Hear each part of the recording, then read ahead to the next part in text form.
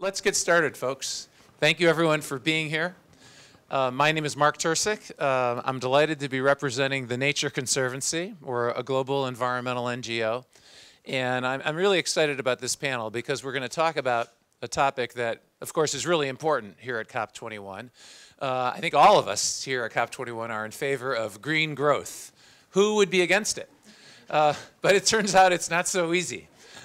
In the real world, there are some trade-offs when we pursue green growth that government leaders have to deal with, and that's what we're going to talk about. We have three representatives of three really important states dealing with this, then we have one expert.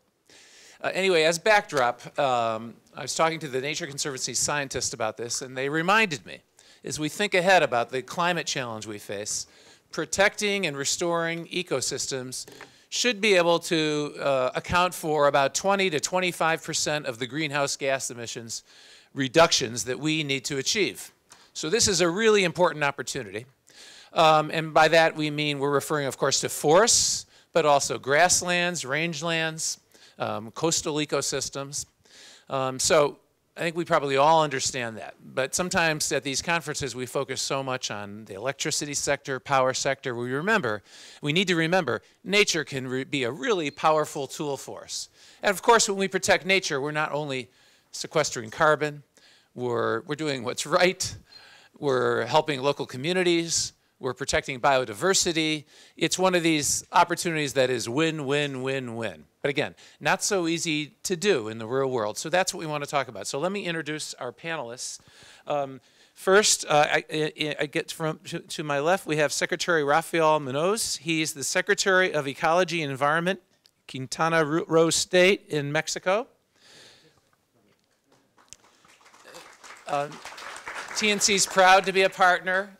These folks are doing, the administration is doing fantastic stuff, focused on eliminating deforestation, focused on addressing climate change. The Secretary is launching a new climate and carbon fund. Also, though, of course, focused on reducing poverty. And so we'll want to look into that further. To the Secretary's left is Frances Seymour. Frances is known to many as today. She is the Senior Fellow at the Center for Global Development. She's also a senior advisor to the Packard Foundation. Again, she's worked with the Nature Conservancy on forest and ecosystem projects all around the world, but she's been focused on this issue kind of from the expert perspective for a long time. So we'll look forward to your comments, Frances. And then next in the lineup, Secretary Justiniano Neto, State Secretary of the Green Municipality Program, Pará, Brazil. Again, the Nature Conservancy has been proud to be a partner. Deforestation has been reduced hugely in this area. Cattle has been a big issue there. The progress to date has been extraordinary. But I was just in Brazil a few weeks ago, and it's striking to me how Brazil today confronts some serious economic challenges that we have to talk about. Brazilians are always so ebullient, but even the Brazilians I met with this time, they're concerned and focused on how do we restore economic growth. So for us environmentalists who want environmental outcomes, we've got to be mindful of economic imperatives. And then to the far left, Daddy Ruyat. He's the chairman of the Provincial Climate Change Council in East Kalimantan, Indonesia. Thank you for being here. The Nature Conservancy has been proud partners with all the communities in East Kalimantan now for many years.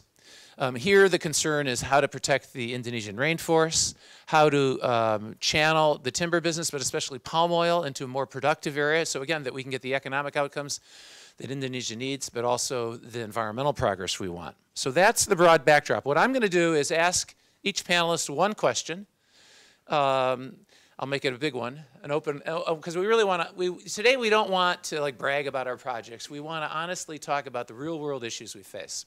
So I'm going to ask each panelist a question. Then I'm going to invite the panelists to ask one another questions. You can ask me questions too if you want. And then we're going to open it up to you. So think about, what are the issues you're really concerned about? Again, real world stuff. We want to be mindful of economic opportunities and issues and our environmental imperatives. We want it all. How do we best do that? Let me start with Secretary Justiniano. Brazil and Pará have been struggling a little bit, as I described. Yet you're launching a really new important development plan, Pará 2030. You want to attract investments, expand markets, improve social well-being. Of course, we're all for that. You also have made some really great commitments about continuing to reduce and eliminate deforestation. The politics must be a little bit more challenging these days with the economy down. Help us understand, as an elected official, how you think about the challenges ahead, how environmentalists can best work with governments like you, what role private sector have, but how do we make the progress that you want to see happen in Pará?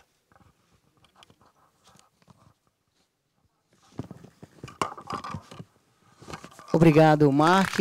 Boa tarde a você e aos nossos colegas aqui, a todos que nos assistem. De fato, nós estamos com um foco bastante grande agora, a partir de 2015, na agenda econômica de desenvolvimento do Estado do Pará, dentro desse programa que nós chamamos de Programa Municípios Verdes.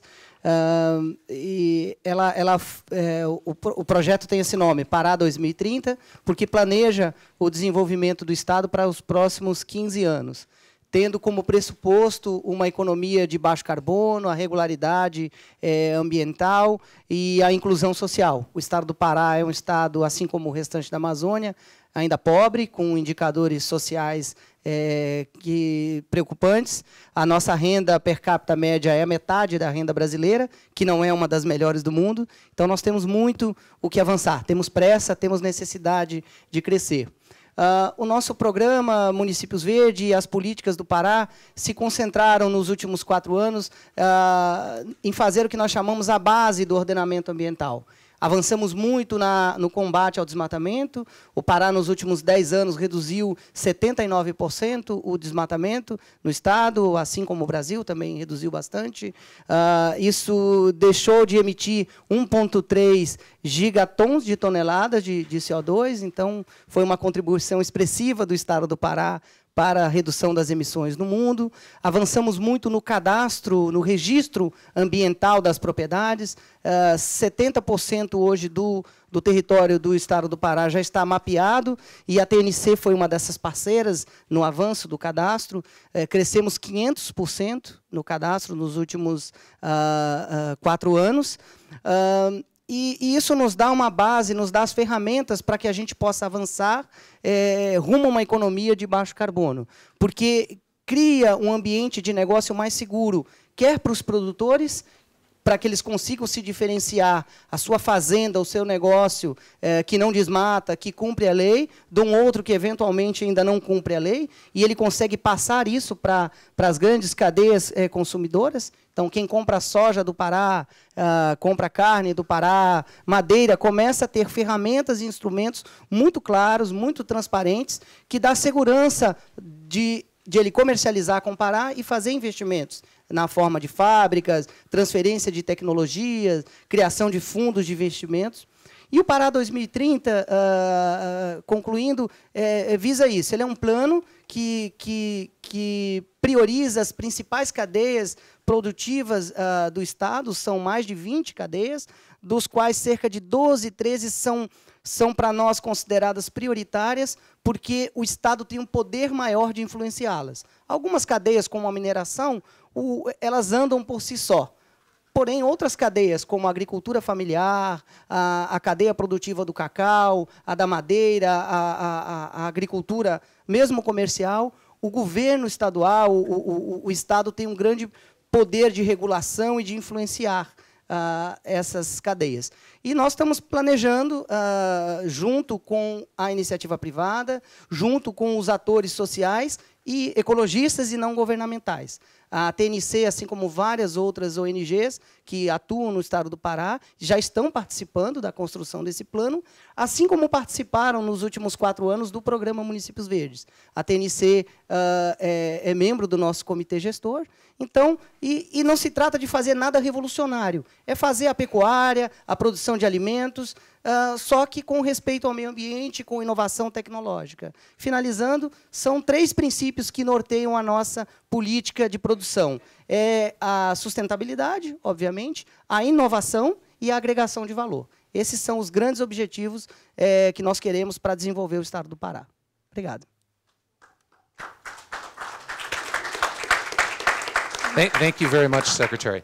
By the way, if anyone needs headphones for the translation, please, we have some more headphones there. I have one follow-up question, Secretary. I know that Pará is an area where there is a great deal of cattle. The beef business is important to your state. And so we environmentalists, we like to talk about intensification and having greater concentrations of cattle in a smaller given area so that we can, again, enhance the business outcomes without further incursions into the forest. How is that going in your state? How are your communities embracing the opportunity to pursue more sustainable ranching for better business outcomes and better environmental outcomes too?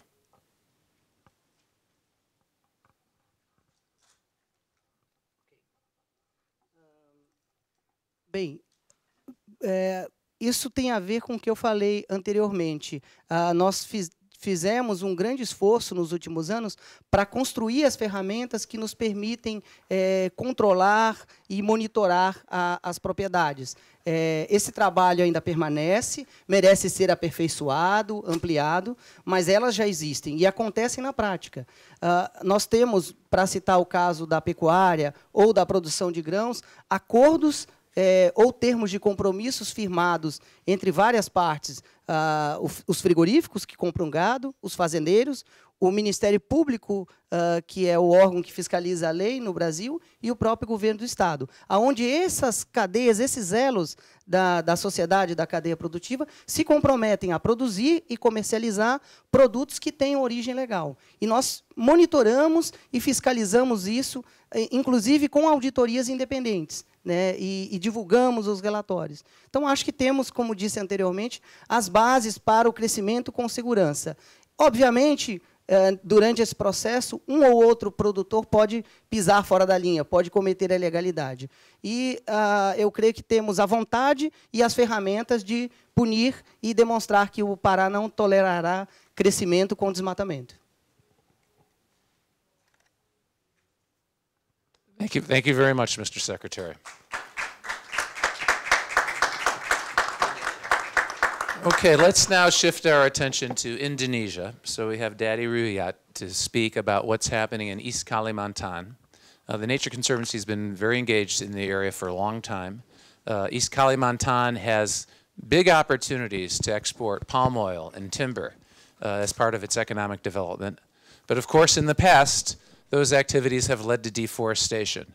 And there's a lot of talk now in the West about wanting, supply chains that are free of deforestation in Indonesia. So you're sitting in East Kalimantan. You have the job of leading your state so that economic progress continues, well-being is addressed, and these environmental matters concerning the forest are also a high priority. How is it going? Should we be encouraged? What works well?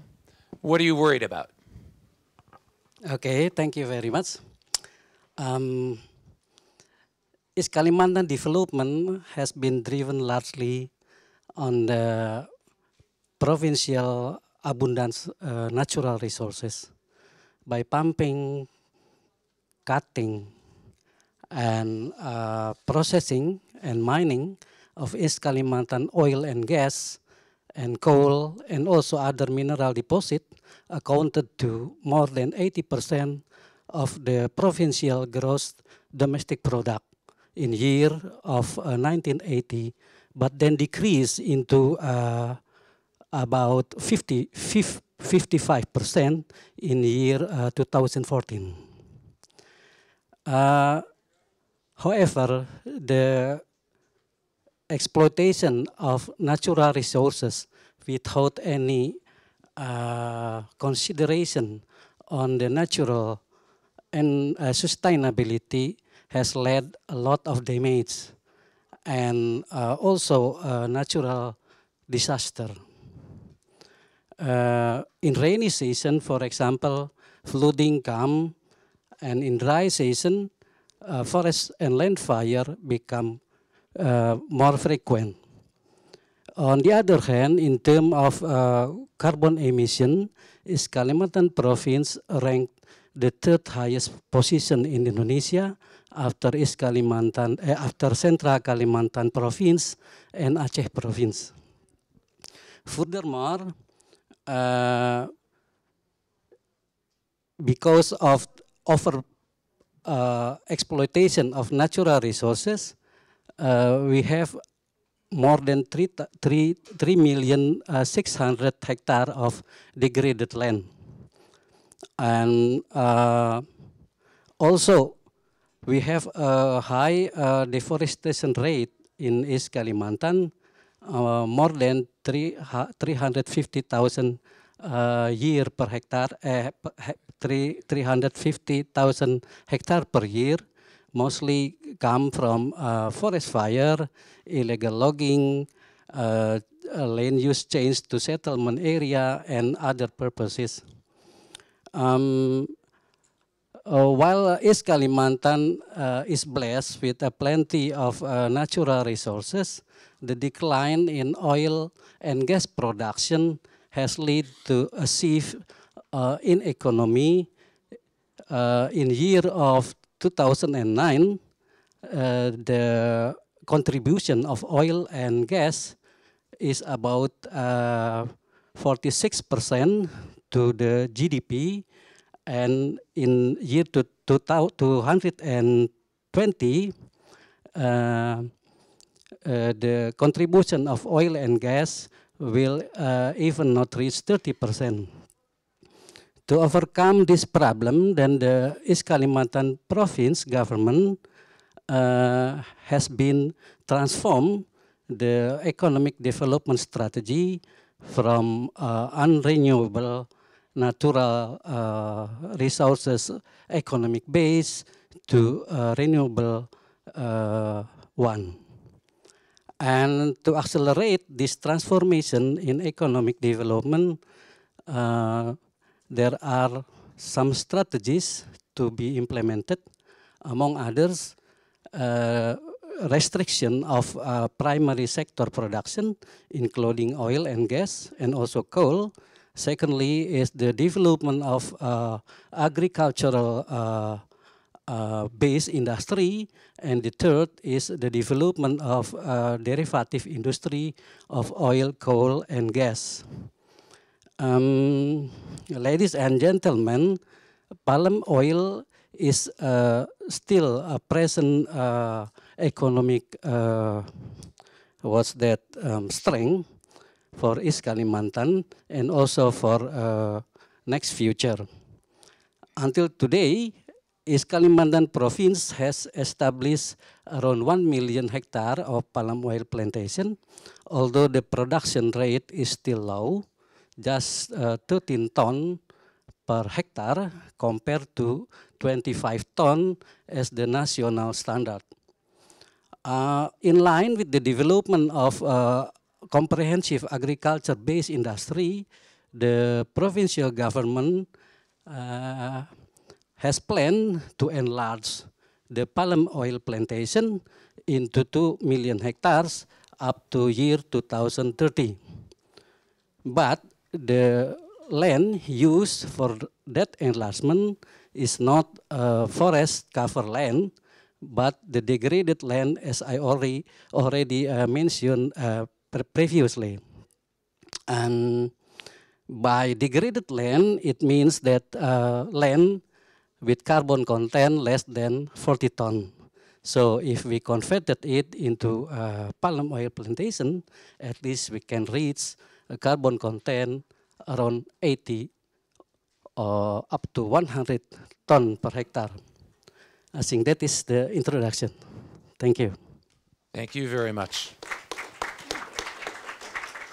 I have one follow-up question. I know today in Indonesia, due to fires, you have an air pollution issue, the haze. We hear a lot about it. And I'm wondering how your people feel about that. I remember when I was a boy, I grew up in Cleveland, Ohio in the United States. I'm getting old, so when I grew up, it was in the late 60s. The air pollution was very bad. Cleveland was a steel-producing town. The air was terrible. So terrible, in fact, the Cuyahoga River famously caught on fire. But there was a silver lining in that bad news. It was then in 1970 that in America we passed the Clean Air Act, the Clean Water Act. We created the Environmental Protection Agency. The bad news of our situation mobilized our citizens to insist on environmental progress. Thank goodness. Otherwise, we would be in a very bad situation today. So I'm curious, when you have this local pollution issue across Indonesia right now due to the fires, how do your citizens react? And does it lead to, in the same kind of way, does it lead for pressure from the voters for environmental progress? Can you talk about that a little bit? Okay, the forest and land fire this year in East Kalimantan compared to another provinces like Central Kalimantan, Aceh, Jambi is somewhat light, yeah. And the forest fire in East Kalimantan came after 2 to 3 months after the forest fire attacked the other provinces. At first, we in East Kalimantan were very happy because East Kalimantan is free from forest fire. But after that, in reality, the forest fire come. And the area of Bukit Suharto, for instance, were strongly attacked by that forest fire. People, of course, have a negative reaction to the pollution, to the air pollution at the time. But most of them understand that we face a very difficult thing in practice the forest suppression and also forest prevention. And because of this year fire, the provincial government, together with the Minister of Environment and Forestry, will sit together and set up a new system how to prevent forest fire by development a new organization and also infrastructure. Thank you. Thank you very much. Let's now turn our attention to Mexico. Secretary Munoz, in your state, you've made a strong commitment to addressing poverty, and that makes sense to me. The Mexico economy is doing well. It seems appropriate for that to be a priority. You've also, though, made a very strong commitment to eliminating deforestation, which, of course, as environmentalists, we salute you. Thank you for your leadership there. But tell us a little bit as a government official, what's your motive for that environmental commitment? We appreciate it, but how do you think about that at the government level? Why? Why are you making that a priority? And then tell us a little bit about how that objective might conflict with your economic development objectives, say your commitment to reducing poverty. How do those things come together, and how are you thinking about all of that? Bueno, en principio muchas gracias por invitarnos. Efectivamente, la conservación de nuestros recursos naturales, Quintana Roo. Quintana Roo como tal es el destino turístico privilegiado en América Latina. Somos el primer destino turístico, el más importante de América Latina. Esto nos lleva a reflexionar un poco en relación a qué es lo que resulta atractivo para poder visitar Quintana Roo. Quien llega a Quintana Roo tiene también la intención de conocer Campeche, de conocer Yucatán, de conocer la ciudad de Campeche, de conocer la ciudad de Mérida, que es otro destino turístico con otras características. Pero lo que realmente llega a conocer quien va a Quintana Roo, quien va a Cancún, quien va a Isla Mujeres, quien va a Cozumel, quien va a Tulum, ¿sí? Llega por nuestros recursos naturales, llega por los arrecifes, llega por la arena que tenemos, por la calidad de la playa que tenemos, llega por esta belleza natural que tenemos en el estado de Quintana Roo. Si entonces no nos damos a la tarea de conservar los recursos naturales que tenemos actualmente, estaríamos entonces acabando con nuestro propio destino turístico. Sí, sí, es real. la actividad turística debe permanecer porque es el motor, le genera a México cerca de 7.700 millones de dólares al año. No podríamos conservar el medio ambiente y apagar la actividad turística, detener la actividad turística. No, la actividad turística debe continuar, debe seguir, pero al mismo tiempo conservar. Actualmente en Quintana Roo contamos con un instrumento de planeación que nos permite alcanzar ese objetivo y se llama Programa de Ordenamiento Ecológico. Los programas de ordenamiento ecológico se generan en cada uno de los municipios del estado de Quintana Roo. Quintana Roo actualmente tiene 11 municipios, de los cuales 8 cuentan con programa de ordenamiento ecológico. El programa de ordenamiento ecológico tiene como objeto el identificar las características ambientales de la zona, identificar las actividades económicas que se realizan en ella, ¿sí? Y entonces mejorar la actividad económica, hacerla más eficiente sin necesidad de tener que deforestar o ocupar más espacio territorial. No estoy hablando de la posibilidad de tener que irnos a 27 pisos en los edificios, no, porque eso genera otros problemas. Estamos hablando de hacerlas más eficientes, ocupar menos espacio de forestación, ocupar menos tierra, por así decirlo, para llevar a cabo las actividades. Y en estos programas de ordenamiento se establecen los criterios ambientales a través de los cuales se pueden llevar a cabo las actividades. El destino turístico Cancún, por ejemplo, se regula cómo vamos a manejar nuestras aguas residuales. Hoy, el nuevo ordenamiento ecológico territorial de Benito Juárez, del municipio de Benito Juárez, Cancún, obliga a todos aquellos que tengan un hotel, un residencial, un desarrollo inmobiliario, los obliga a los grandes hoteles a la separación de los residuos, algo que en México no habíamos visto. México estaba muy lejos de la separación de residuos. Solo algunas ciudades, Monterrey, Guadalajara, tienen estos esquemas. Hoy en Quintana Roo, el destino turístico como tal, Cozumel, Tulum, Cancún, Isla Mujeres, los desarrollos turísticos están obligados a llevar a cabo la separación. Quien ha tenido la oportunidad de conocer México sabe que estábamos lejos de esta situación. Hoy, afortunadamente, contamos con un esquema de separación de residuos. Otro esquema es, prácticamente a todos los hoteles se les invita al Programa Federal de Industria Limpia de la Procuraduría Federal de Protección al Ambiente, de la EPA mexicana, por ejemplo.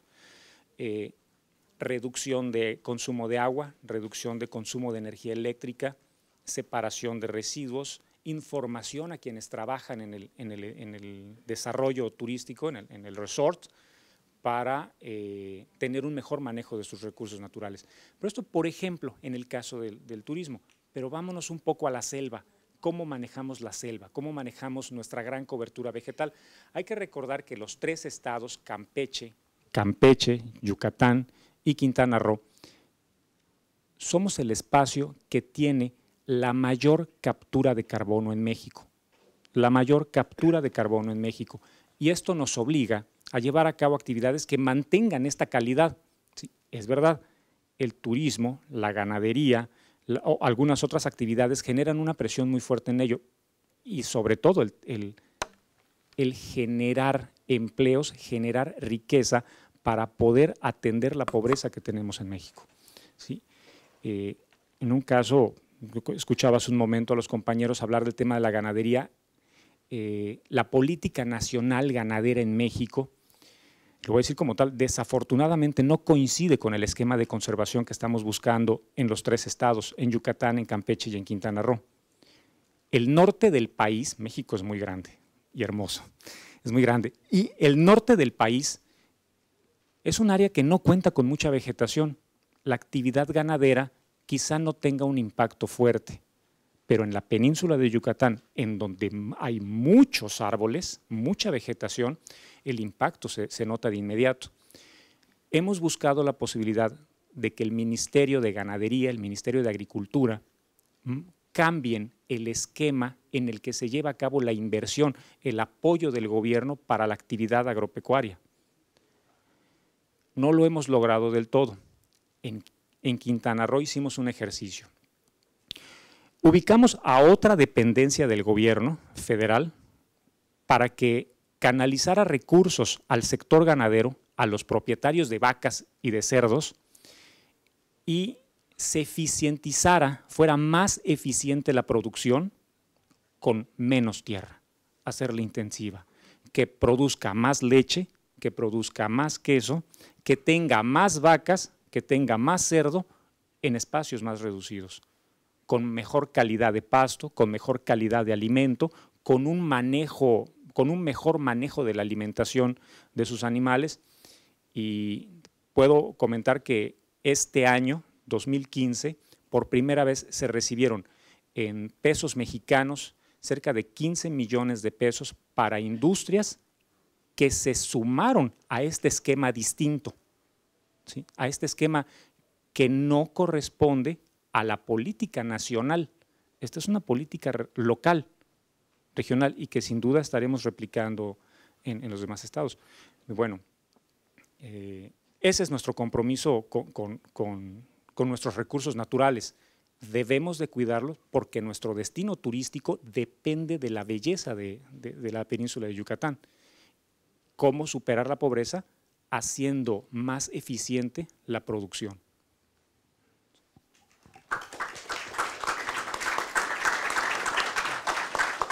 Thank you very much, Mr. Secretary. That makes very compelling sense to me.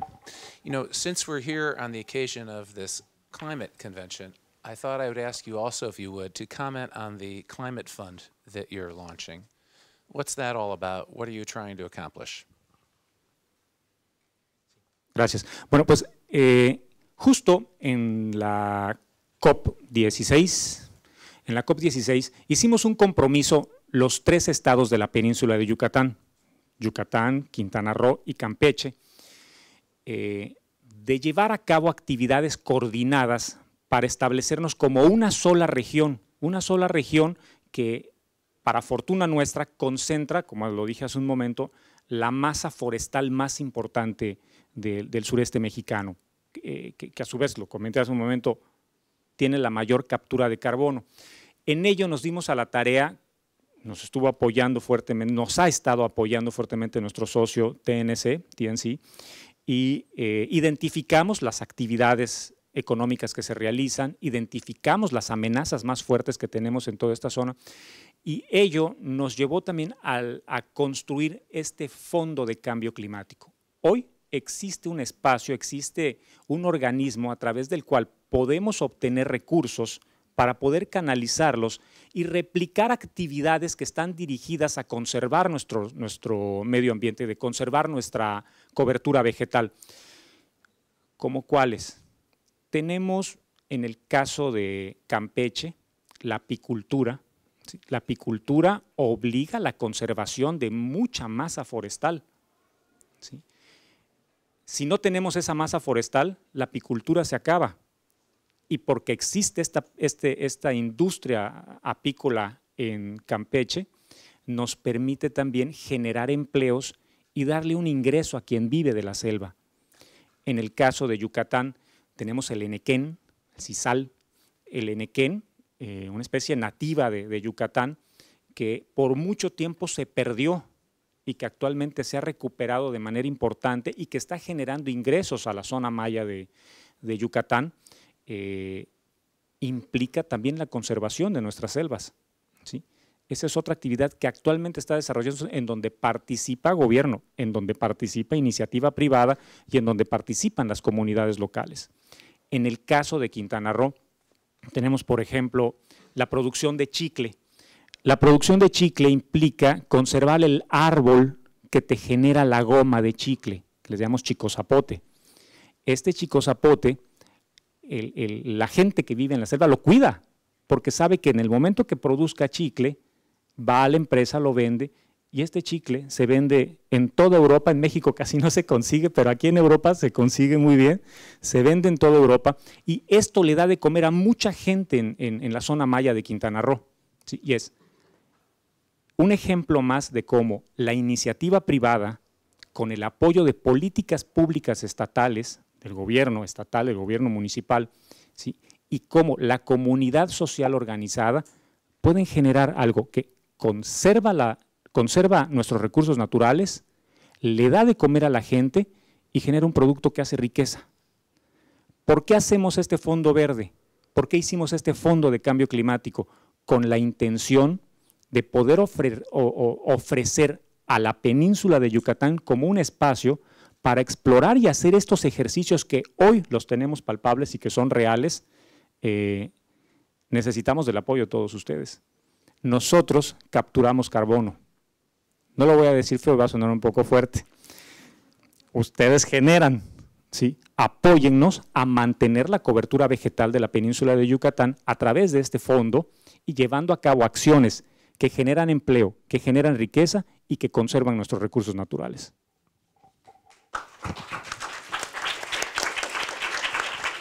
Thank you, Mr. Secretary. Well, we've heard from three government officials on the front lines taking on these programs. Now let's step back and look at the big picture with Francis. Francis, you've been paying attention to forest ecosystems for a long time and forest policy. And we've certainly been talking about saving forests at these conventions. How are we doing, is my first question. Well, I have to start out, Mark, first by saying thank you so much for having me at this session. I think it's a fabulous topic, and I have a lot of respect for the Nature Conservancy and what you guys are doing. But I got to start by correcting something. You introduced me not once but twice as an expert in this topic, and I want to prove to all of you that I'm not. You know, when we were at the Center for International Forestry Research 7 years ago, when the whole REDD+ thing, you know, was ginning up, we were developing a global comparative research project to sort of understand, you know, how REDD would work and sort of, you know, incentives to conserve forests. And we designed a component on, you know, project level initiatives, you know, and we designed a component on national political economy, and we completely left out the subnational jurisdictions. So, you know, I think, and now, the kinds of stories that we're hearing from the gentleman to my right and my left about the exciting things going on in states and provinces around the world is really the most exciting thing going on in this space. And so I would hesitate to call myself an expert, having failed to see that coming. In terms of how we're doing, I think, unfortunately, the data speaks for itself. Deforestation is still very high all over the world. We haven't really turned the corner in reducing it. There's lots of things to celebrate. We've got, you know, lots of cool new technological tools. We have increasing understanding. And I would actually, I think the forests are even more of a solution than you suggested. I think protecting forests and allowing damaged forests to grow back are maybe upwards of 30% or more of current emissions. So it's really an important part of the solution. But we haven't, in my view, and this is a proposition I'd like to test against my colleagues here, is that in most places we don't yet have the economic value proposition to underpin the political will that we're seeing in these leading jurisdictions to actually make the kind of transformational change that Pak Dadi alluded to. I know the Indonesia case the best through my work with the Packard Foundation. You know, we've been trying to understand, you know, what would it take for transformation in some of the high deforestation provinces and kabupatens. And the analysis that we've commissioned shows that actually right now, there is not an economic value proposition for elected leaders at those subnational levels to make the kinds of changes that are necessary. So what I'd like to do is just briefly tick through some of the options that I think might help us, you know, move to that transition point, but very much as hypotheses, and looking forward to hearing from others on the panel about whether these are non-starters or might have some legs. The first thing I want to say is, you know, it's kind of interesting to me that, that this session is styled as green growth, you know, and nobody's using the R word, you know. It's REDD+, you know, sort of the big thing that we talked about, you know, in the early forest days, but it seems like we're not talking about it that much. And I think it's because, you know, the big finance really didn't materialize except in a few places. My own view is it's still a great idea that hasn't been tried, and especially it hasn't really been tried at the subnational level, you know, to the extent that large funds have been program. They must be at national level agreements. But I still think the idea of payment for performance for reducing deforestation or maintaining low carbon landscapes or whatever is something that we should think about, because as Center for Global Development say, we need to think about forests as a public utility, and you don't hesitate to pay your utility bill. Well, we ought to be willing to pay for the services of maintaining these forests. And we've built a lot of infrastructure in the form of, things like Pakdadi, I think, involved in the governor's, Climate and Forest Task Force and developing MRV systems and other things that we ought to capitalize on what's been done under RED. But those of you who were at the opening plenary yesterday heard a very powerful statement from Ngozi, the woman who was former finance minister of Nigeria. And she said, should the international community pay? Yes. Will the international community pay? No. So I think that we also need to think about other options. And one option is to mobilize domestic revenues and use fiscal policy tools to reward those subnational jurisdictions that are doing well on reducing deforestation or other parameters. And I want to highlight what I think is kind of the most interesting model being launched in the world of this right now, and it's in India, where the Finance Commission in India has incorporated into the formula for distributing national revenues to the states, 7.5% of the weighting is for forest cover. So states that have, maintain more forest cover get more of the money. We happen to have with us Dr. Faroek, smile and wave, from Uttarakhand in Indonesia, in India, who's been involved in this and can speak to it later if anyone's interested. But I think we understand that this is on the level of like $6 billion or something at stake in national revenue distribution. So in fact, it's automatically the world's largest RED program, finance on the table for conserving forests. So, and it's also, you can see, it's in the Indian INDC. So if you read the INDC, the Finance Commission thing, it's in there. The third thing that's relevant this week, because of some of the private sector commitments that have been made, are the potential for global commodity buyers, traders, to preferentially source their product or preferentially place their investment in jurisdictions that are performing well. And we heard last Tuesday, I think Marks and Spencer and Unilever, the co-chairs of the Consumer Goods Forum, say that they are committing to do just that, to give preferential sourcing to those jurisdictions making progress on reducing deforestation and on improving forest governance. So again, this jurisdictional level, I think, very meaningful there. And and I ask you, could that be a meaningful incentive for a commodity like palm oil or timber? A fourth value proposition is to solve conflict. I mean, we heard, one of the problems is, for investors, you need certainty about who owns the land and that kind of thing. But also, you can have constituencies like indigenous peoples within these jurisdictions who need that kind of clarity, want their rights recognized. So in the kind of land use planning and rationalizing land use, that can be part of the answer. Last but not least, I think we need to say that actually sometimes we need sticks as well as carrots. And this is where I'm particularly interested from a colleague from Brazil hearing more, because my sort of naive understanding of the Brazilian example is that the denying credit to the municipalities that were high, deforestation municipalities were quite important as sort of a negative signal, as this is what happens, if you don't clean up your act. And I think in geographies that I know better, like in Indonesia, maybe it would be inspiring, for example, if elected leaders knew that the Corruption Eradication Commission was going to shine a special spotlight on those that were not performing well, or special law enforcement efforts, so that there's a downside to not getting with the program as well as upside rewards for doing so. So anyway, maybe I'll end with that. Mark, I think we've got great ideas, and we sort of have we're grasping at some ideas. If we can't, but the question is, can we put these things together to make a meaningful value proposition for leaders at the jurisdictional level? Yeah, thanks, Francis. There's a lot of interesting ideas there. I mean, one immediate reaction I have is we environmentalists are starting to learn. I remember when I joined the Nature Conservancy and we were working together in East Kalimantan, and a lot of environmentalists criticized us. Why would you take on a subnational program? That can't ever work. But many environmentalists missed the point that you need to walk before you run. This is complicated, and I strongly agree with you. What's happening at the subnational level is very encouraging. We're learning a lot. I think it holds a lot of promise for us. One final question for you, Francis, before we open up. Again, as a longtime observer, and I think expert, I think you just showed I was right. As a longtime expert, if you could have your wish, if a genie was here and he said, I'll do whatever you want, you can have your wish come true, what single lever would unlock the most progress in terms of saving the world's rainforests?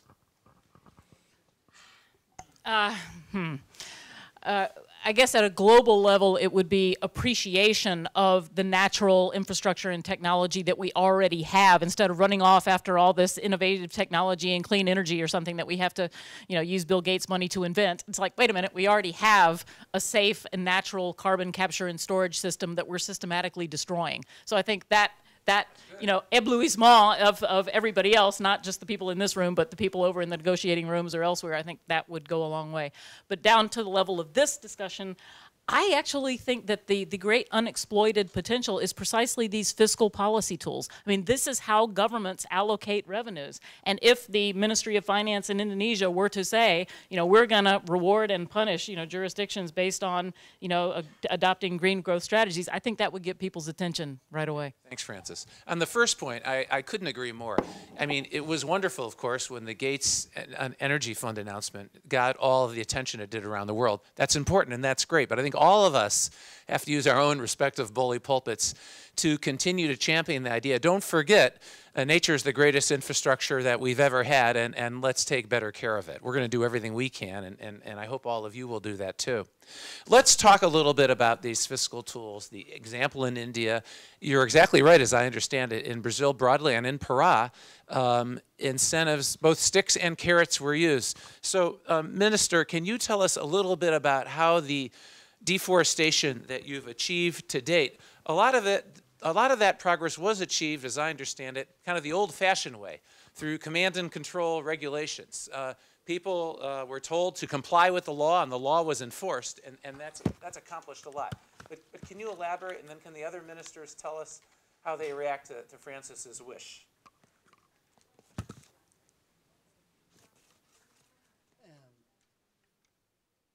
Bem, quando se faz o combate ao desmatamento, havia mais intensamente no passado e mais recentemente essa reação tem diminuído bastante, uma reação dos municípios, uma resistência de alguns atores locais, achando que ao combater o desmatamento, nós estávamos impedindo o desenvolvimento do município. Porque muitos tinham a visão de que desmatamento era sinônimo de desenvolvimento, que era preciso retirar a floresta para colocar a agricultura, para colocar o boi no lugar.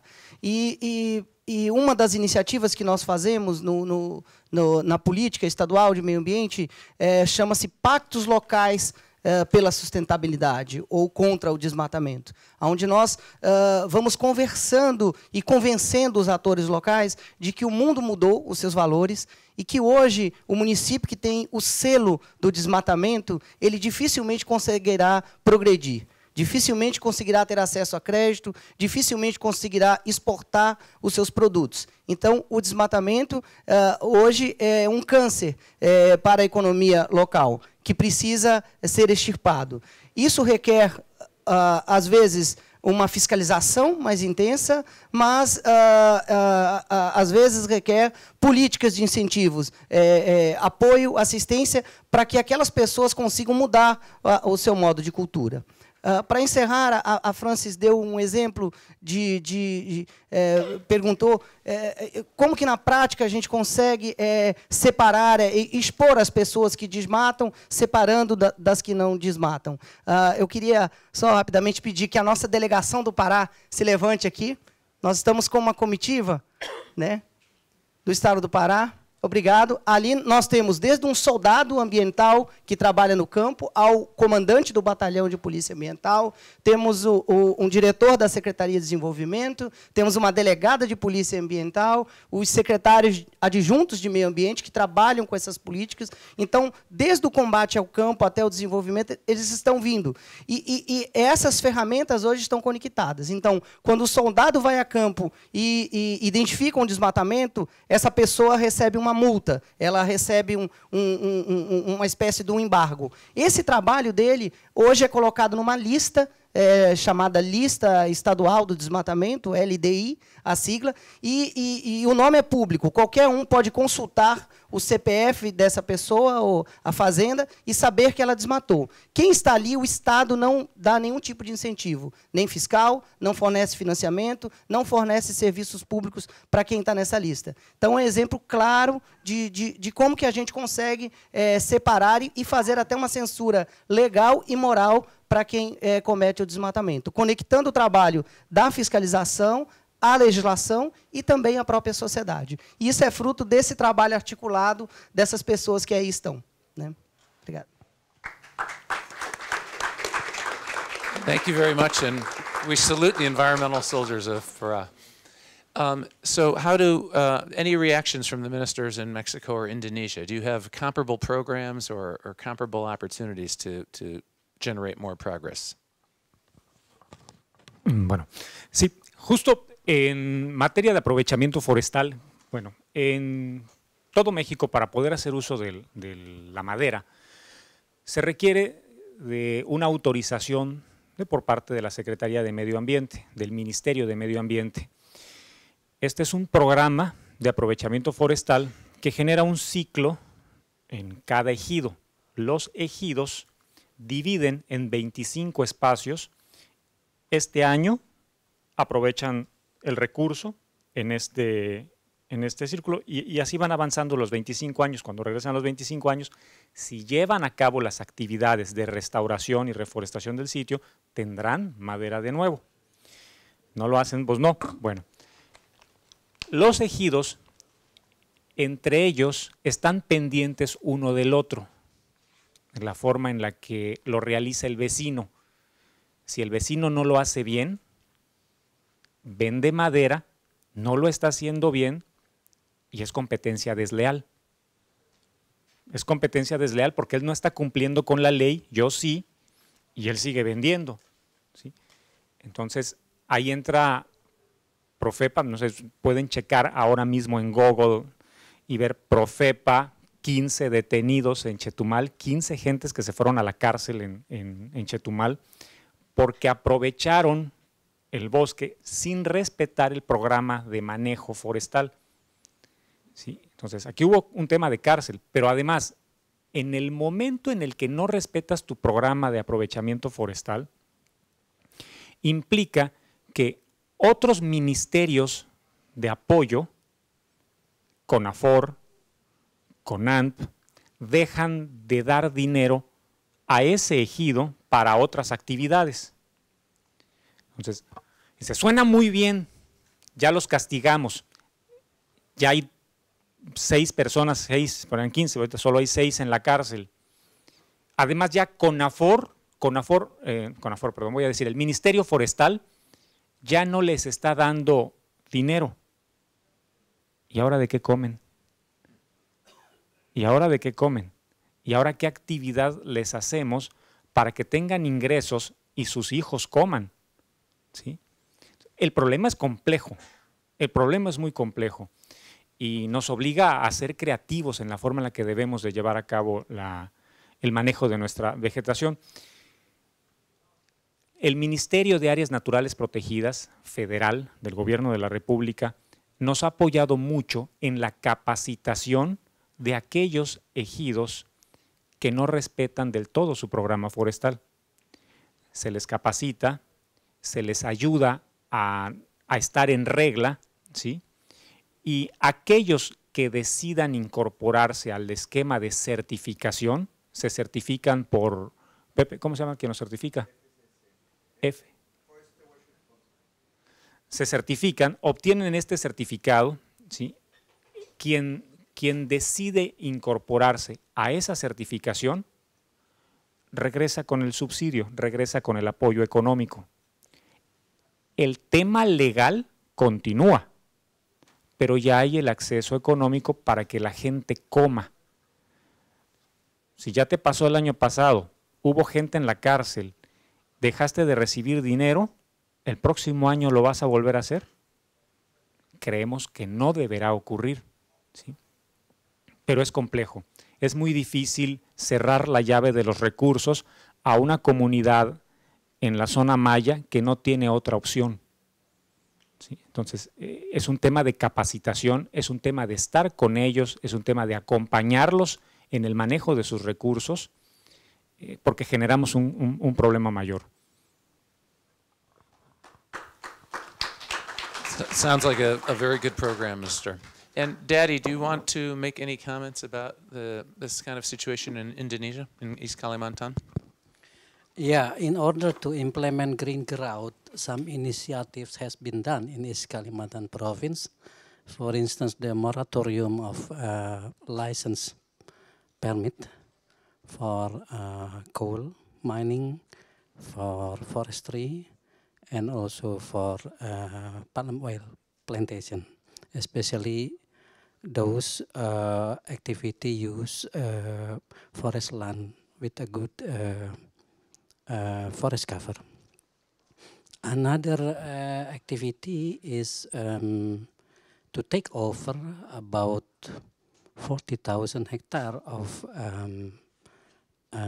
production forest, and we propose to change the status into protection forest, which is located at Iskutay, the so-called Wehea protection forest. The Kepala Adat is here, Mr. Legitek. He is the leader of that protection forest. Another initiative is the governor established a decree to protect cars in Mangkalihat area, which has an area of 1.8 million hectares. That area is now protected from any land-based economic sector. Another thing is,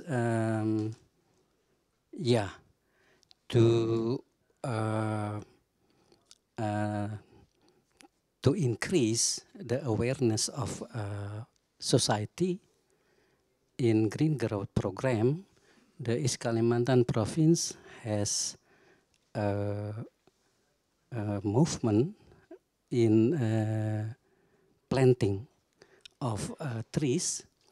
This movement names One Man, 5 Trees. That means that each man has to plant 5 trees. This program started in 1911. Then until today, the number of seedlings planted is amounted more than 1.8 trees. Yeah. Yeah, I think that is the some initiative has already done in East Kalimantan. Thank you very much. Panelists, do you have any questions you want to pose to one another, having had this discussion? Anything that the panelists want to ask? Okay. Okay, so let's open it up to the audience. What's on your mind? What questions can this great group of panelists address for you? Yes, over there. We have a microphone. Do we have a microphone? Just speak loudly. Here we go. And can you identify yourself? Yes. Good afternoon. I am Isabel Garcia Drigo from Brazil. So I will speak in Portuguese. That's okay? Okay. A minha pergunta para o Justiniano. Queria que se você pudesse falar um pouco mais sobre o componente, justamente o componente florestal do Plano Pará 2030. Né? Porque nós sabemos que o Pará tem uma grande importância em termos de estoque florestal. Né? Sabemos, claro, do problema da madeira ilegal ainda, mas eu entendo que os municípios verdes também vão ser os municípios mais florestais, né? Estão incluídos no programa. Então, qual seria a estratégia, ou que já está desenhada, ou que está por vir, para desenvolver a indústria florestal de madeira tropical no estado do Pará? Obrigado, Isabel. A estratégia na área florestal do Plano Pará 2030, que ainda está em fase de formulação, né? Estamos concluindo até janeiro, vamos concluir o plano e aí começar a implementação, e vai estar sempre sendo aperfeiçoado, né, e revisado. Mas ela vai em duas vertentes. A primeira que envolve o manejo florestal, que é o bom uso das florestas nativas, das florestas naturais. O Pará tem um grande estoque, como você mencionou. Parte desse estoque não é acessível para a produção, porque ele está em áreas protegidas, terras indígenas que não admitem a exploração econômica. Parte desse estoque admite a exploração.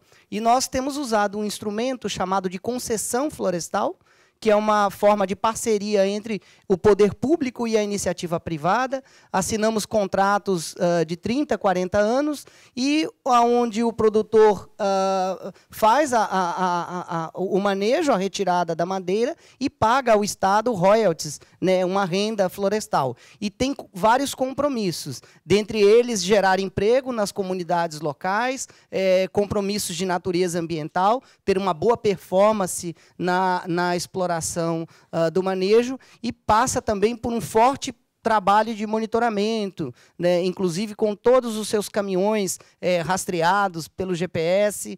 Esse modelo que hoje nós temos 11 contratos estadual, existem também florestas federais, mais cerca de 5 contratos no Pará. Então, esse modelo tem ido bem, tem conseguido se preservar, não tem tido problemas de exploração ilegal. Essa madeira, quase todas são certificadas pelo FSC.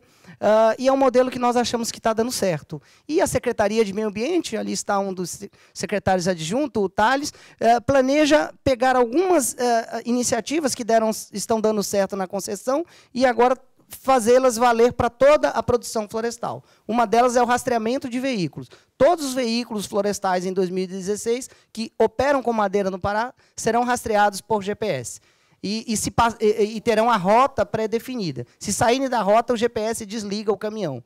Todas as áreas protegidas terão cercamento eletrônico. Se algum desses caminhões entrar numa terra indígena, como é comum acontecer, as denúncias, eles também, o caminhão desligará. Então, a gente conseguirá, também, as árvores terão chips. As árvores autorizadas vão ter chips que permitam o rastreamento. Então, isso tudo nasceu na política da concessão, foi experimentado lá.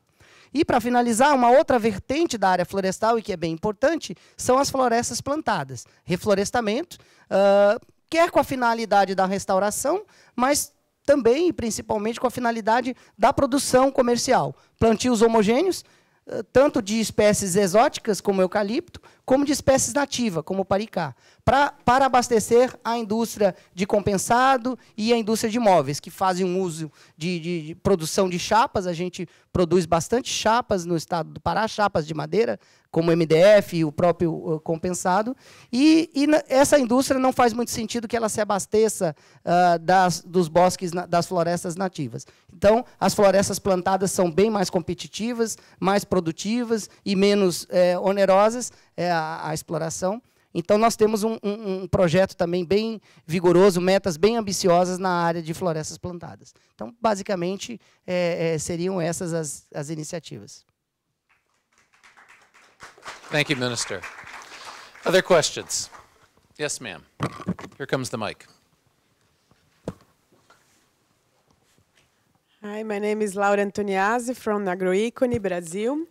And I'd like to know from the representatives of the subnational governments, how is the relation, and if there is any problem with the national governments when implementing the strategies, or on the other hand, if there are special incentives and good examples, because we know that in some cases there are problems in this type of relation, even when a subnational government is too strong in the commitments. So I know it can be a sensitive case. So I'd like to hear from you, how is this relation? So great question.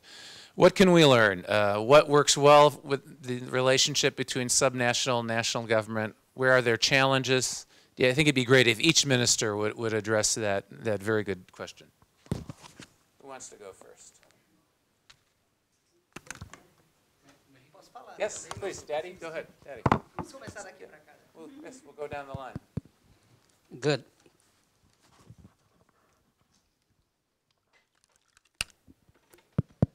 The relationship between subnational government and national government, well, we face now a serious problem.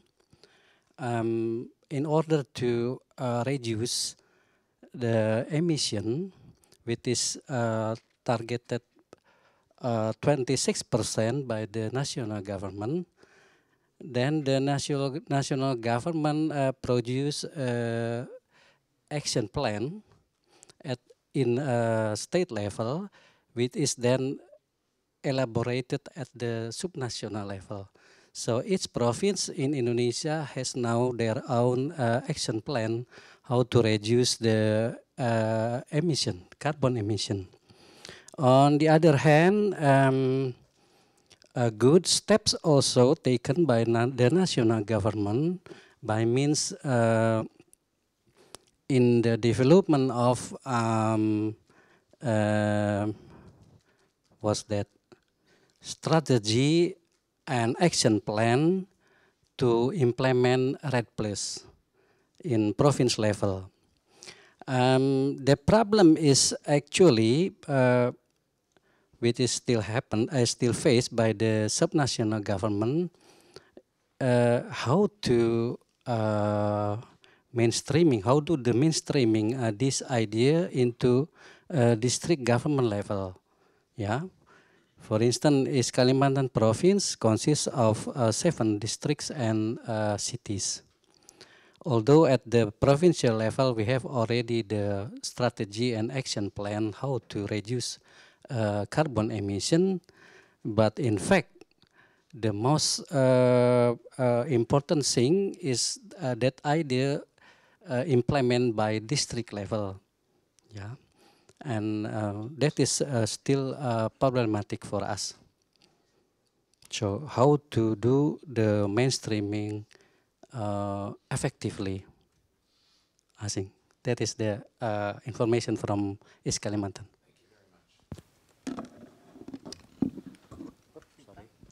Bem, no Brasil, e particularmente no estado do Pará, as relações variam conforme a esfera e as pessoas com quem a gente se relaciona. Eu diria que no âmbito operacional nós temos uma boa relação com os órgãos federais. Muitos atuam em parceria com os órgãos estaduais. Por exemplo, a SEMAS, que é a Secretaria Estadual de Meio Ambiente, trabalha em franca parceria com o IBAMA, que é o Instituto Federal de Meio Ambiente. O BPA, que está aqui representado, o Batalhão da Polícia Ambiental, também apoia as operações, faz a segurança do IBAMA em várias operações. Então, há uma boa relação com os gestores locais, porque nós vivemos no mesmo território e temos os mesmos problemas e os mesmos objetivos em comuns. No nível político, em algumas áreas temos boas relações e bons programas juntos, em outras nem tanto, né? Algumas áreas nós sentimos que o governo central, o governo federal, deixa pouco espaço para os estados e tenta ditar as regras sempre de acordo com a sua vontade, como nós chamamos mecanismos top-down, né? Sempre faça, cumpra-se. Um exemplo disso, nos últimos 15 dias, foi lançado a Comissão Nacional de RED do Brasil. O Brasil fechou a sua estratégia de RED e criou uma comissão. Essa comissão tem 8 membros do governo federal e 2 membros para os estados. 2 da sociedade civil e 1 dos municípios. Então, nós, se somar os estados e municípios com a sociedade civil, nós ainda estamos em bastante desvantagem com o governo central. Isso nos preocupa porque não se traduz em igualdade. Por exemplo, no comitê gestor do programa Municípios Verdes, que é o programa estadual, a sociedade civil sempre é majoritária. Ela sempre tem mais assentos do que o próprio governo. Porque nós queremos que a sociedade tenha um peso maior, ela decida mais o nosso programa ou compartilhe as decisões conosco. Então, são alguns exemplos, às vezes, de natureza política ou de visão das políticas que, por horas, às vezes, nos incomodam. Mas nada que com o diálogo e com o tempo a gente não consiga superar.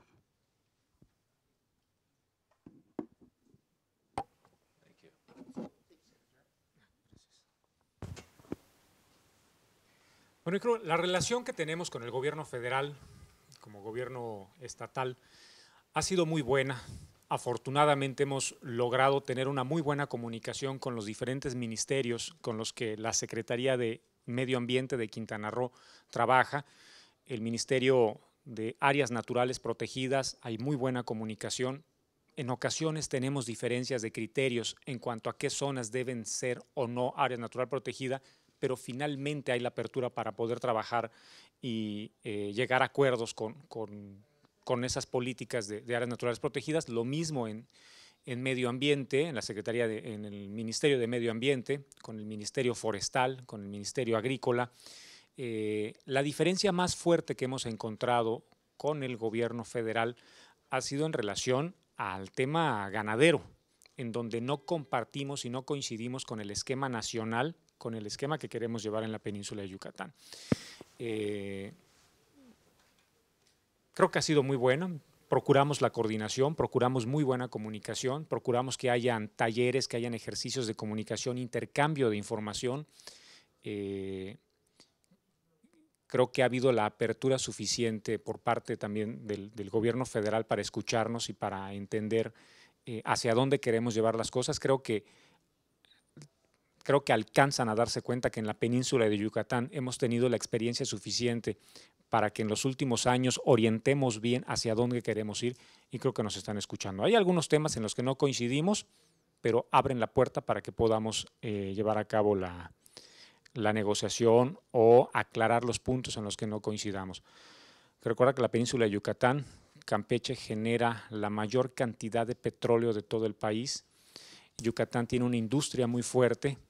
Quintana Roo tiene la industria turística más fuerte del país y bien pudiéramos ser un país, pero somos México y nos sumamos al ejercicio de negociación y al ejercicio de talleres, reuniones, para poder coincidir en lo que finalmente queremos para el bien de todos en Yucatán, Quintana Roo y Campeche.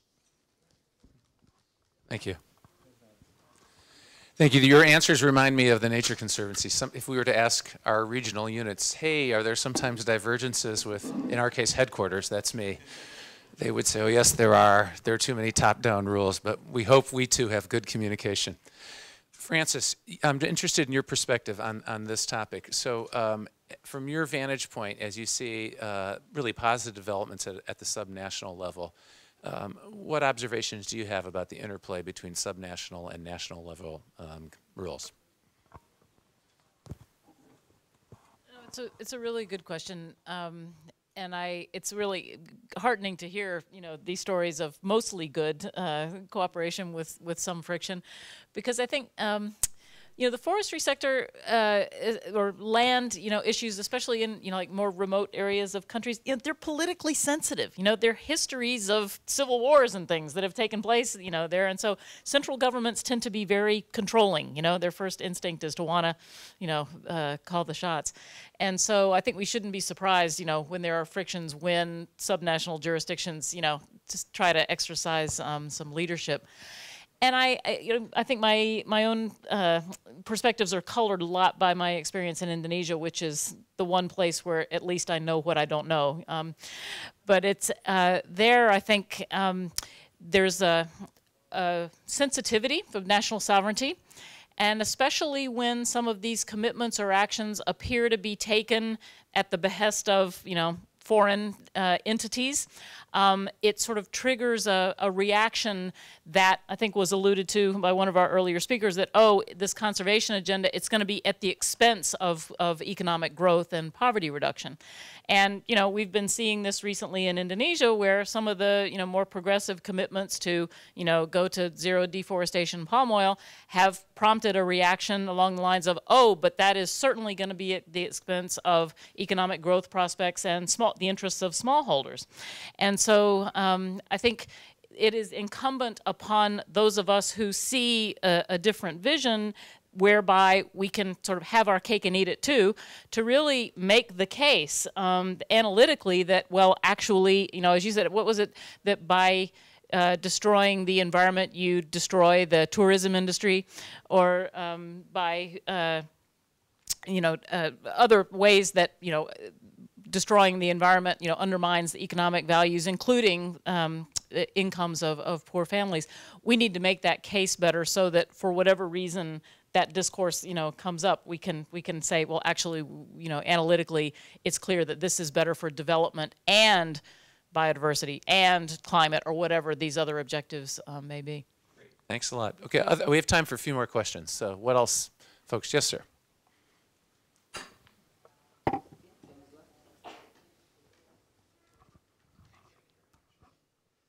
Hi, my name is Jalal Boukardena. I'm from Algeria. I'm a member of the European Green Party, and I have a question for Mr. Muñoz. I'd like to ask him a question in Spanish, if that's okay. Yes, of course. Okay. Señor Muñoz, teniendo en cuenta que las actividades relacionadas a la ganadería son la causa del 60% de la deforestación en el mundo, me preguntaba si es un punto importante en su agenda o en la agenda de la Administración Federal el promover la reducción del consumo de productos de tipo animal e indirectamente su producción. Gracias. Te voy a contestar a nombre, no de México, pero el norte de México es el norte de México consume una cantidad impresionante de carne. En la península de Yucatán somos unos, es menor, pero somos carnívoros. Comemos mucha carne de puerco y de res. ¿Sí? Puerco, más puerco, mucho. Son los dos, mis dos compañeros, secretario de Campeche, el secretario de Campeche y el director de Yucatán. Y bueno, tu pregunta, contestándote honestamente, veo muy difícil reducir la cantidad de ganado que tenemos. Lo veo muy difícil por el tipo de alimentación que tenemos, ¿sí? Y lo que sí es eficientizar la producción, hacerla más eficiente, ¿sí? Ocupar menos espacio, trabajar mejor con los animales, ¿sí? Pero tratar de reducirla o desaparecerla es una industria que hoy genera empleos, que hoy genera ingresos, ¿sí? Y que nos da de comer, porque comemos eso, o sea, ¿cómo le llamamos en México a los clásicos tacos, la cochinita, el relleno negro? O sea, todo esto lo comemos, es nuestra alimentación. Imposible que pensáramos imposible que pensáramos en desaparecerla, pero sí en hacerla más eficiente. Y es lo que comentaba hace un momento en cuanto a la política nacional. La política nacional busca darle de comer a todos, entonces produce más animales y ocupa el espacio que necesites. Desafortunadamente esa es la política nacional. En la península de Yucatán, con el ejercicio que hemos hecho los 3 estados, buscamos ocupar menos espacio, producir más animales, más leche, más queso, más carne, pero ocupando menos espacio. Esa es la respuesta. Thank you, Minister. Yes, back there, ma'am. Hi, I'm Maria Fernanda Gebara. I am consultant for C4 on the global comparative study that Francis mentioned. And I had the opportunity to work in the state of Pará, so my question is for Justiniano. I want to first congratulate the state because it did a great job reducing deforestation, especially through the implementation of the federal embargo and also the Green Municipalities Program. But mainly the reduction was done based on command and control, as you were also saying, and about the team here and everything. And what I saw when I was working there in the field was that it was actually increasing some social inequalities that are already there, actually, because the large landholders, they don't really pay the sanction in the end. They have their lawyers, or they will bribe the police or something like that. And the small ones were actually the ones suffering because they were like struggling to adapt in terms of technical assistance and capacity building, and were even migrating, some of them. So I was wondering if the state is aware of these challenges on the ground and how you are dealing with them.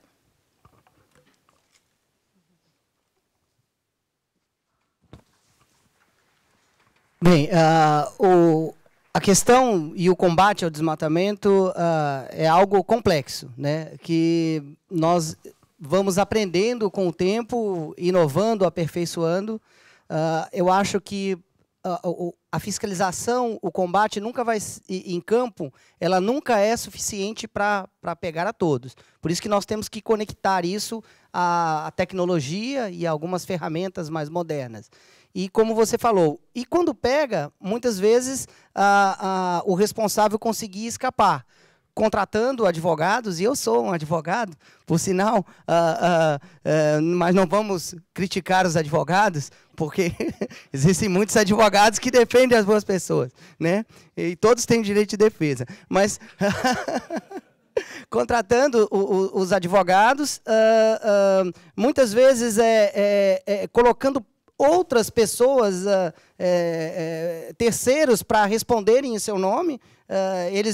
Muitos desmatadores nem aparecem, o verdadeiro responsável, ele coloca um trabalhador como se fosse o responsável, mas a gente tem conseguido descobrir e dificultar a vida desse pessoal.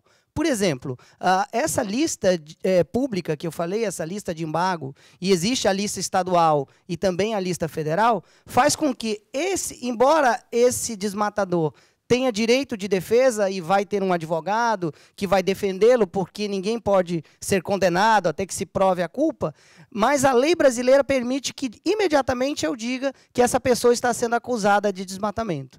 E também a lei brasileira permite com que a área desmatada fique embargada e não possa produzir ali soja, carne, até que o processo esteja resolvido. Porque no direito ambiental vigora o princípio do indúbio pro ambiente, ou seja, na dúvida, decide-se pelo meio ambiente, né? É diferente de outras áreas do direito. Então, a área não pode produzir até que se conclua o processo e a investigação. E estar nessa lista, além de não poder produzir, quer dizer, não poder se beneficiar do dano ambiental que você cometeu, traz outros problemas, né? O banco não te financia, o produtor, a cadeia produtiva não quer mais comprar da sua fazenda, mesmo que seja de uma área boa, negociar com você passa a ser problemas. Então, isso tem constrangido muitos produtores a mudarem de linha, né? Lógico, sempre eles tentam encontrar uma maneira de desviar, mas essa é uma política nova e bastante inovadora dos últimos anos do Brasil. A outra coisa esse conflito que há no local, quando muitas vezes o combate ao desmatamento traz a sensação de que aquilo possa haver algum prejuízo econômico, é a gente mostrar que o mundo está evoluindo, os valores estão mudando, e que se nós quisermos realmente, de fato, desenvolver um município, uma localidade, é preciso que as práticas sejam sustentáveis, porque hoje nós temos cada vez mais ferramentas e maneiras de monitorar a produção no local. Você chegar até a fazenda, instrumentos de rastreabilidade para todas as cadeias estão cada vez mais evoluindo. Então, ainda não é uma prática disseminada na Amazônia ou em outras partes do mundo, mas é um processo que eu considero irreversível. Daqui a alguns anos, boa parte do que se consumir ou se produzir vai ter algum tipo de rastreabilidade, e o consumidor vai exigir que ele tenha a garantia de que não está comprando algo que vem de uma área ilegal, desmatada ou algo do gênero.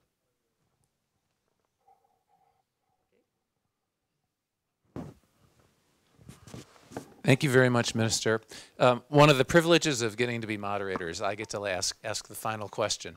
I think this has really been a great discussion, so thank you all panelists for your candid and really informed comments. It dawns on me you're all very sophisticated participants in international climate conferences like this. So let's end on a bigger picture level. And I'm just curious what you've learned at COP21 so far that gives you the most encouragement, because I want to end on a high note. And I'll go first. For me, it's something we talked about earlier. I arrived curious how much the various participants in this conference would appreciate that nature is a superb resource for us and tool to address climate change. And I come away very encouraged on that front. This panel and other panels I've participated in, it seems to me that by and large the participants in this conference get it. They understand that one of the lowest costs, lowest risk, and most important opportunities for progress for the COP21 agenda is by protecting our natural resources. And I want to thank all of our panelists for doing that. But before we close, what takeaway message makes you encouraged about what you've learned at the COP so far? We can just go down the line.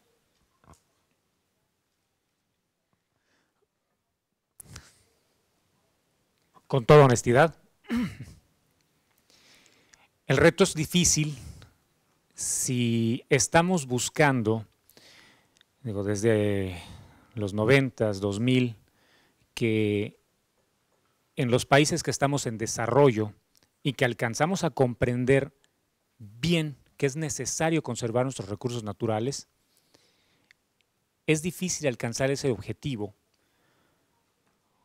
cuando también nos enfrentamos a un esquema de pobreza muy grande. ¿Sí?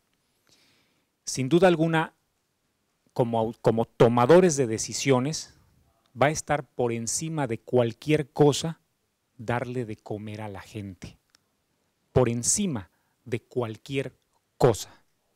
Y esto implica que el reto de conservar nuestros recursos naturales, ¿sí?, debe estar acompañado del apoyo, del esfuerzo de aquellos que ya han alcanzado el desarrollo y que agotaron sus recursos naturales y que requieren de nosotros. Si no logramos que esto se comprenda, se asimile y nos mantenemos en el mensaje de no me queda más remedio que cuidarlo yo, créanme que no vamos a llegar a ningún lado y no vamos a alcanzar el objetivo que estamos buscando en esta reunión.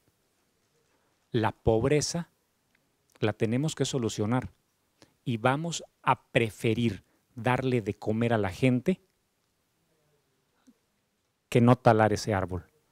Si nos ayudan aquellos que ya alcanzaron el nivel de desarrollo más alto, seguramente conservaremos ese árbol y también le daremos de comer a nuestra gente.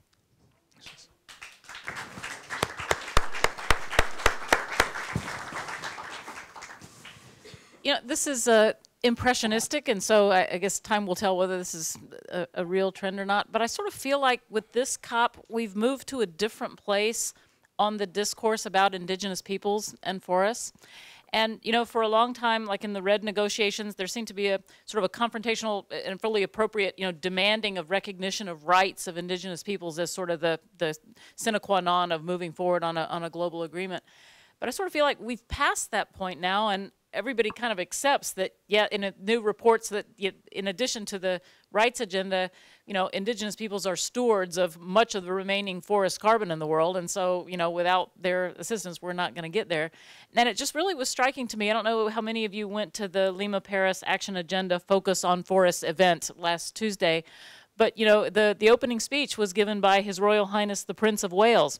And he illuminated, you know, he elaborated 3 actionable things that we could do, you know, to save the world's forests. And number 1 was hearing the voices and supporting the roles of indigenous peoples.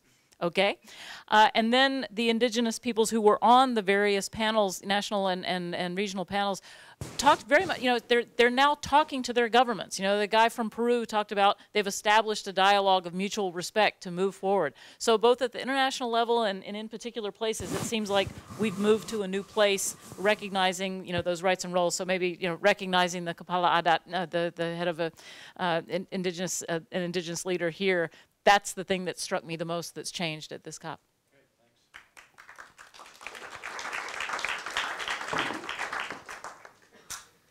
Bem, a minha avaliação, eu sou um otimista. Acho que nós vivemos uma era de transformação. Acho que a questão climática e a questão do carbono está moldando um novo modelo de economia mundial.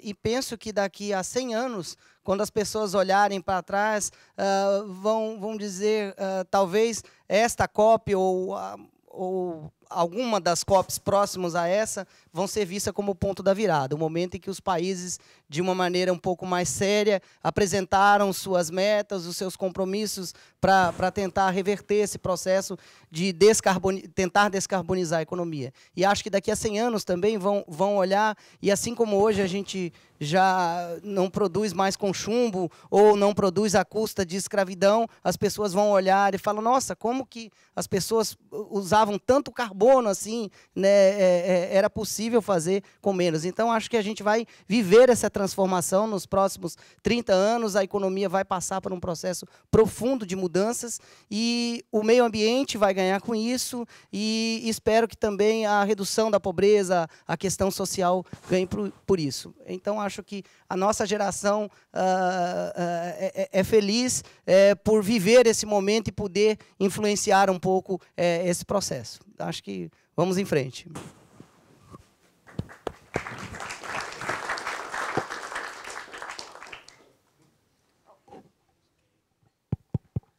Yeah, to my opinion, what we can gain from COP21 first is sharing information about the success story in the implementation of green growth.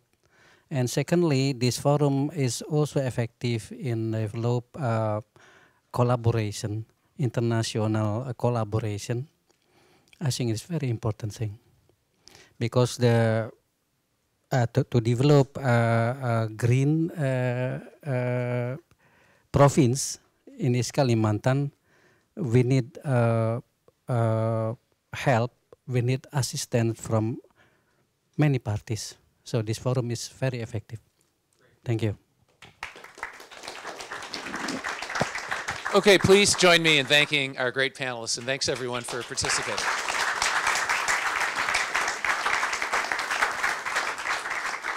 That concludes the program.